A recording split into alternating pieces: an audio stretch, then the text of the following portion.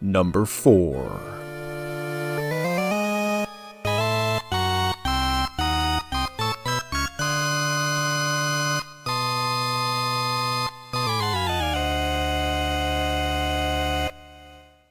Before Resident Evil made gore mainstream in the 1990s, there was Splatterhouse, the original pixelated bloodbath. Released for the arcade in 1988, it was later ported to the PC Engine and the TurboGrafx-16. Splatterhouse was one of the first games to fully embrace the horror movie aesthetic, complete with mass killers, mutant corpses, and more guts than a 1990s blockbuster horror section had. You play as Rick Taylor, a college student who wakes up in a haunted mansion after a failed experiment. He's revived by a mysterious terror mask, which, let's be honest, it looks just like Jason from Friday the 13th. But anyway, he sets out to rescue his girlfriend Jennifer from a nightmare of monsters. Gameplay is simple, side-scrolling beat-em-up action.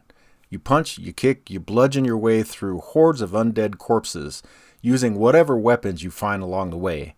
Pipes, cleavers, even a 2x4 plank for that classic crunch against the wall. It's brutal, it's fast-paced, and it's just awesome. For its time, Splatterhouse looked insane. The backgrounds were dripping with gore, hanging bodies, piles of bones, pulsating walls, and each level oozed atmosphere straight out of a late-night VHS horror tape. The TurboGrafx-16 version toned it down a bit because it had to appease censors, but it still pushed boundaries for the home console in the United States. The music adds to the tension too. Dark, driving, and just creepy enough to make you glance over your shoulder every 5 minutes.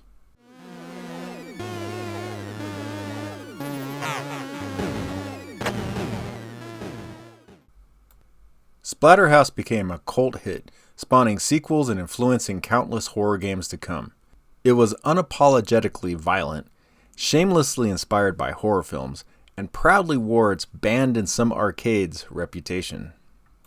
Today it stands as a perfect time capsule, that rare blend of old school action and raw gory charm that could only come from the late 1980s.